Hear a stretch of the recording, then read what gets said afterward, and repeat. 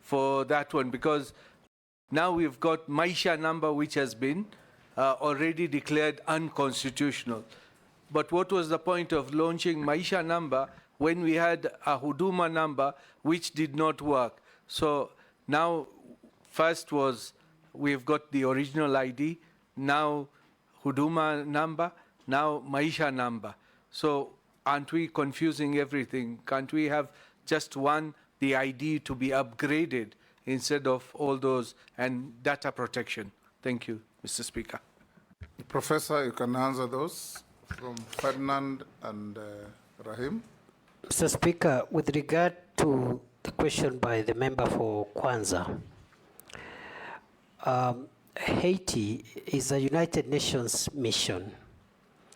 Therefore, our officers are covered, insured, paid for by the United Nations, and therefore there is no cause of alarm. But it's also good to report good progress so far, because the officers, they have been able to get part of the critical infrastructure, the port, the airport, the main police station have been recovered, and the hospital have been recovered from the gangs.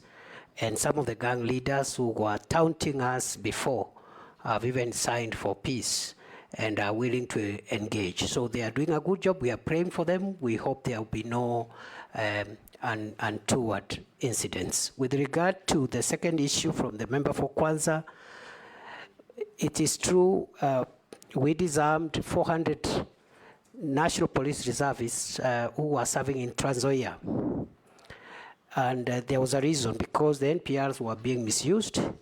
Number two, Trans Nzoia is fairly peaceful, except along the border, small issues. So we will be vetting and returning on a needs basis a smaller number of NPRs, but the number of 400 NPRs in Trans Nzoia was disproportionate with the challenge that we have in that county compared to other counties that are a little more needy. Then finally, the member for Imenti North asked about passports. When I assumed office, passport was a crisis like no other. Kenyans were waiting for a year, 6 months, 3 months, 8 months. They were bribing. They had to bribe to get passports. We had no printers, and so forth and so on. Today, we have not only paid the pending bills to the suppliers, we have enough printing equipment for personalization of passports. We have even upscaled our system, that is the ICT system, and we have cleared the backlog from 784,000 when it was at the highest, and today there's no backlog. We are issuing passports within 7 days, starting 1st of August, today. That was our deadline. We complied with that deadline 4 weeks ago, at the beginning of July. Our next deadline is therefore to bring the passport waiting period to 3 days by 1st of November this year. And we are on course. I am very happy. This is one area where we've made a lot of progress.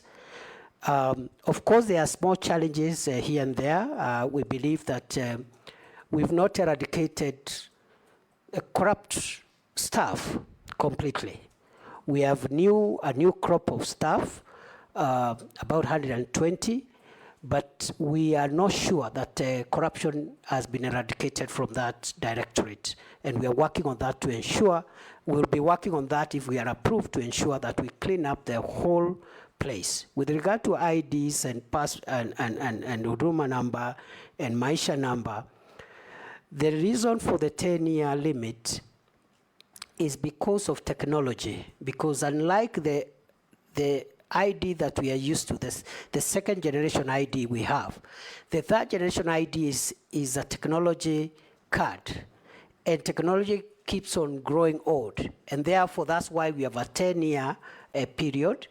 And that's why even passports they normally have a time frame. You cannot have a passport for life. That is the idea. It is not to punish Kenyans. The card has a bit of technology chips, and we want to upgrade that chip based on the security threats that will be identified by that time.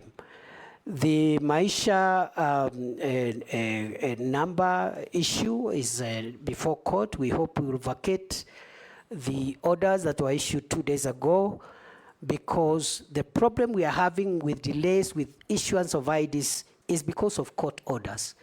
Last year, between November and March this year, there was a court injunction against us issuing IDs, which brought a huge backlog of almost 600,000. We cleared that backlog. We were actually left with 92,000 with those in the waiting list. And then another court injunction was issued again 2 days ago. We hope we'll be vacating it by Friday, hopefully, so that we can be able to move on with issuing IDs to the people of Kenya. I submit. Emasi? Thank you, Honorable Chairperson. Let me take you to the budgets.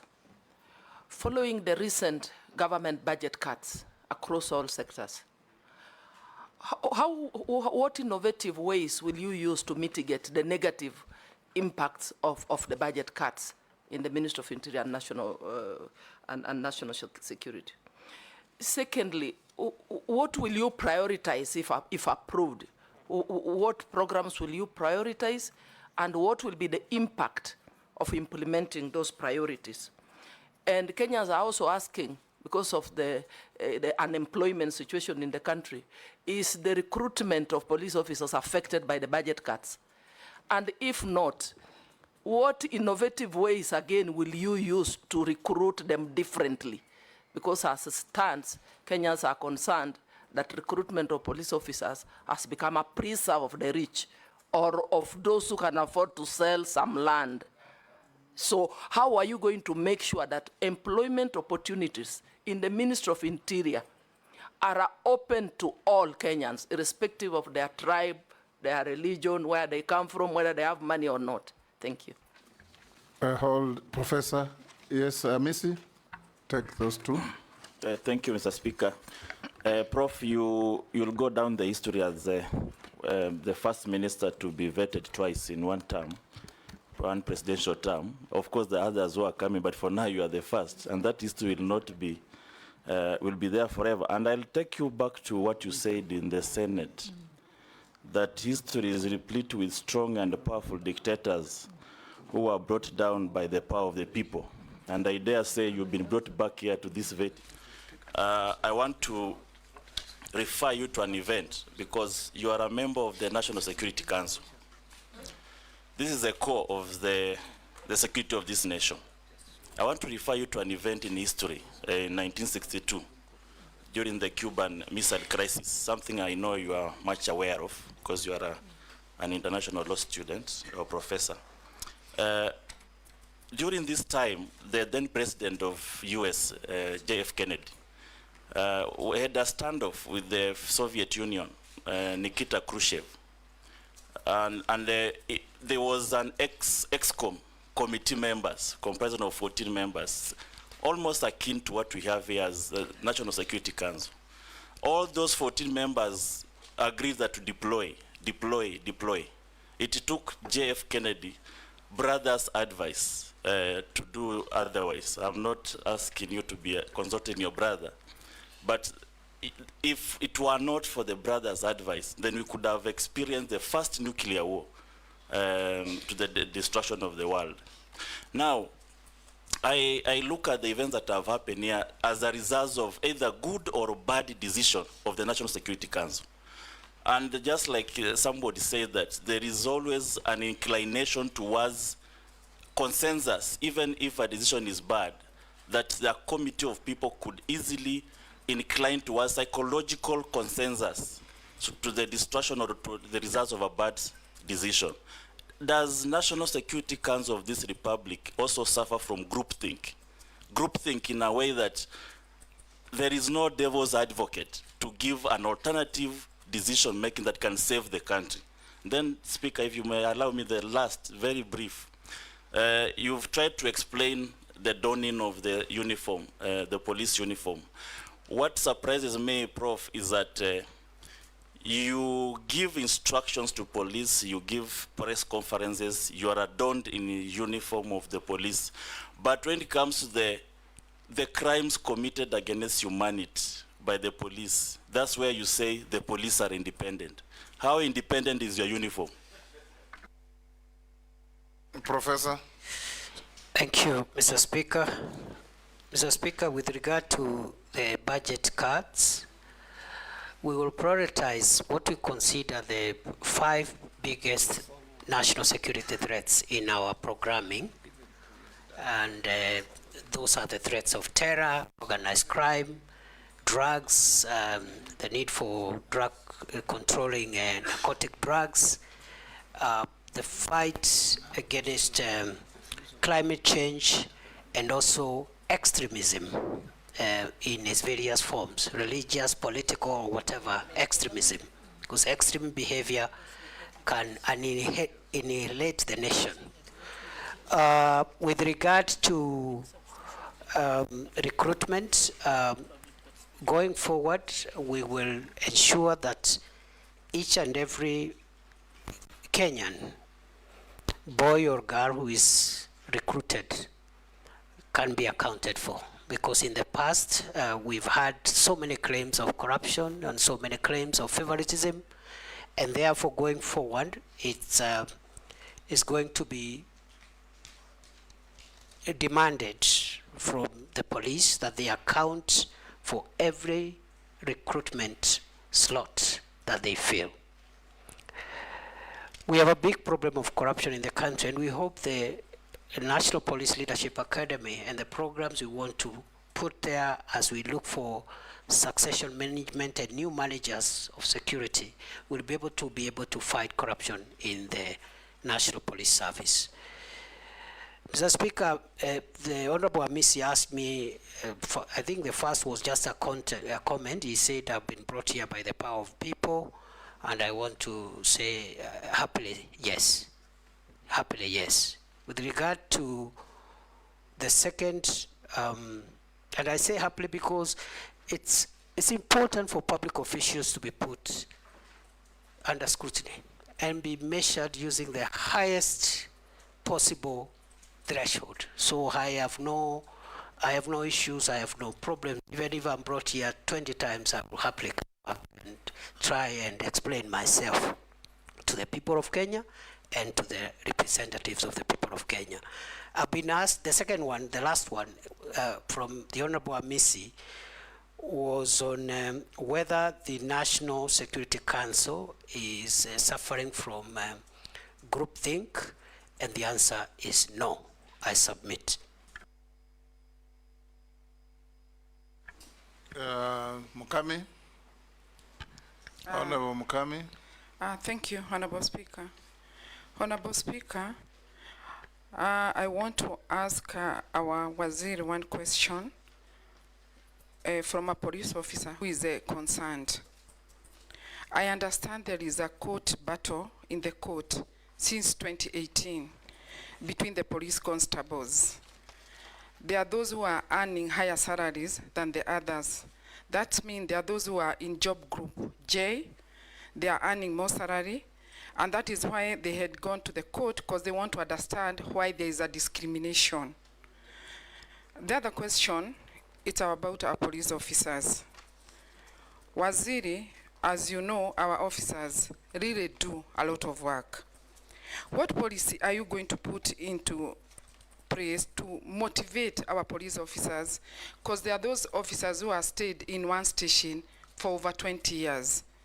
They've never been promoted, they've been never transferred, they are just there in that station. So we need to motivate them. Thank you, Honorable Speaker. Mishi, Honorable Mishi. Thank you, Honorable Chairman. Honorable Chairman, I want to ask Professor one question. Professor, as the women of this country, we are shocked and we are sick to see the rising number of femicide cases In fact, we are really shocked when we saw the bodies which were discovered at the quarry, because all the bodies were for ladies or other women. I don't know what is the root cause of this. What contribute to all this? Who slept on the job? We need to know some answers on these issues. Second, Honorable Chairman, I know he has answered issues on the issue of officers using excessive force during protest, but I also wanted to hear from him, what future plans do you have to ensure that future protests are going to be managed in a way that there'll be no loss of lives? Thank you, Honorable Chairman. Professor? Mr. Speaker, sir, with regard... Hold, Professor Emaso, you have a point of order? I think the nominee forgot to respond to mine. Which one? It was on the budget and the issue of recruitment. He did. I think can respond together. He did. Okay. He did, very clearly.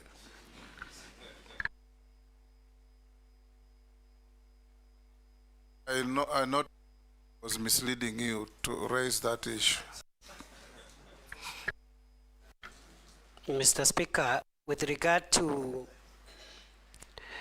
the police officers who have been in court about salaries, mainly these were graduate police constables, people or officers who joined at constabular level.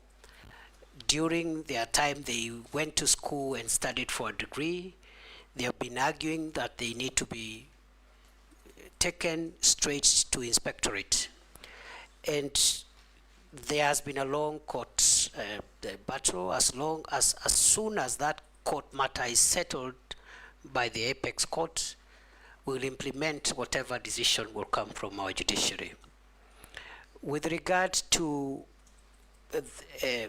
that matter going forward, we will implement the recommendations of the Maraga Task Force, which creates two-tier police service where you can serve in the lower ranks, and the academic requirements are different. You serve from constable to senior sergeant, or you enter the police service at inspectorate level if you are a graduate as a cadet, so that we professionalize a little more the police service and also expedite leadership generation through cadets who can assume responsibility as OCSs and commanders at county level and so forth, to avoid a situation where you have officers seeking to extend their time in office at senior levels simply because of a lack of generation of younger commanders. With regard to the motivation, we are working with the National Police Service Commission, and if I am approved, I will proceed with this discussion to provide a clearer policy on promotions, transfers, and some form of reward system which will help motivate our officers. At the moment, before I left office, we were implementing the 3-year transfer policy. I think we were at 45% compliance because of the logistical and the financial implications. If I am reappointed, if I am approved by this House, I will complete that 3-year transfer policy to make sure that it happens. And also, we will have a fast-track promotion arrangement for officers who do very well. For example, if you're a county police commander, you help in reducing crime, you help in fighting femicide, you help in fighting you have certain targets which you meet. You should be promoted faster than somebody else who is in the same level, but their performance indicators are in the negative. Finally, I've been asked 2 questions by the Honorable Mishimboko. The first one is on femicide. It is true, the cases of femicide we are seeing are worrying for the country, and it's also true we have critical gaps, especially at the lower levels of our policing and security apparatus, both the National Intelligence Service, the National Police Service, and also Ngao. And those are things that we need to work on to avoid situations like what we are seeing. The incident that happened in Kware is quite devastating, quite a grave breach of the security of our women, and it's something that I'm taking with all seriousness. Finally, what plans will I have if I am approved by this House to ensure that we do not have loss of life when citizens exercise their right under Article 37? I will be finalizing for publication the guidelines under the Public Order Act, the one I explained earlier, not to take away the light, but to facilitate, to create an environment where it can be enjoyed, to create responsibility on those who are having protests. Because if you say you have a protest to Parliament, for example, and the designated area for protest can only accommodate 1,000 protesters, you cannot say, I want 2 million protesters outside Parliament, because it's not feasible. So we'll have to give those guidelines so that as Kenyans can enjoy these rights while respecting the rights of others in accordance with the Constitution. I submit. Sharia? Thank you, Chairman.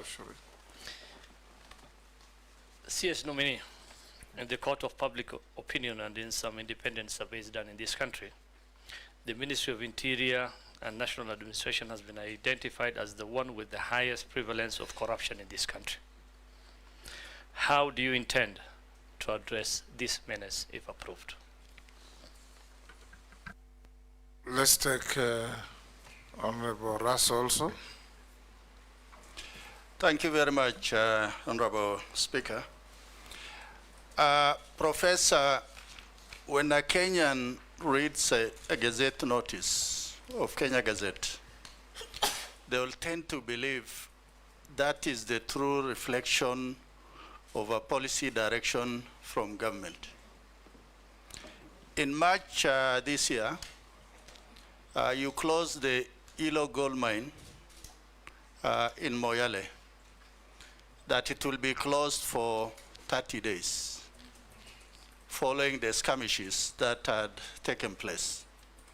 But since then, over 30 lives have been lost, including that of security officers. That particular area has turned out to be a black market for mineral entrepreneurs, and the citizenry have generally lost faith in government and also in the security agency. My question to you, if the House approves your nomination, what is it that you are likely to do to reaffirm the community's faith in that the government does what it says it will do, and also that the security of that area, because Dabel has the inhabitants community, that the security is restored. Secondly, Honorable Speaker, those of us who come from the border areas, we have very porous borders. There's influx of arms, contraband, drugs, and also illegal immigrants. But what we are experiencing also is so many roadblocks and checkpoints. Some actually are rent seekers as opposed to for purposes of security. Professor, if the House approves your nomination, what is it that you are likely to do to ensure there is security for Kenya, but also the communities that are traversing or traveling on those roads are not to an extent, inhumanly disadvantaged. Thank you, Honorable Speaker. Thank you, Professor. Mr. Speaker, with regard to the question by the Honorable Shrie, it is true corruption is a big cancer in the National Police Service, in the public sector of our country, the 2 levels of government and the 3 arms of government. In our assessment of national security threats that are existential in nature, I have said earlier we have identified 5 existential threats to our country's future. Terrorism and violent extremism is one of them. Banditry and other organized crimes is the second. The third one is the problem of narcotic drugs, psychotropic substances, and all that goes with that. The fourth one is climate change and how it is creating disruption of livelihoods and breeding conflicts among communities. The fifth one is corruption. And therefore, going forward, if I'm reappointed, I am going to escalate programs, policies, and measures to eradicate corruption within the organs of the national security that are within the Ministry of Interior, but also propose for the rest of the country, the rest of the government and public sector, measures that can help us secure the country, because it's no longer an issue of the corruption by the police. It's an issue of corruption being able to actually threaten the country's future. And therefore, corruption is top 5 of our national security threat. Lastly, I've been asked about by the Honorable Didoraso about Hilo. It is true. Hilo gold mine in Dabel, Moyale, we closed in March for 30 days, but we've extended those orders. We have identified that area as a disturbed area because we lost some people there who were fighting over mineral rights, mainly illegal miners who had come, even some of them from other countries. So we closed it on security considerations. We are in talks with the Ministry of Mining to see how an orderly resumption of mining activities can happen. I was there physically in June. I was planning to go back in July before this happened. In the interim, we have lost a few people because of illegal activities around there, even as we speak, on a very low scale though. We even lost 2 police officers in the last 2 weeks. So as soon as if I am approved, as soon as I'm in office, I will prioritize the Dabel issue to ensure orderly resumption of lawful mining activities to the benefit of the communities that are there. With regard to borders, the multi-agency roadblocks we have, especially the one in Archer's Post, the one in Mombasa, the Garsen Malindi Highway, all the multi-agency roadblocks are working well, including the Kanyonyo one, the one on Garissa Mwingi, Nairobi Highway. What the criminals have done, those who smuggle arms and aliens and drugs, they are using alternative routes. What am I going to do? The same multi-agency approach that we have used on the main highways. We will increase our surveillance and put multi-agency effort, not necessarily roadblocks, but patrol teams by our special forces on the alternative routes that drug traffickers, human traffickers, and other criminals are using to harm our country. I submit. Honorable Mule.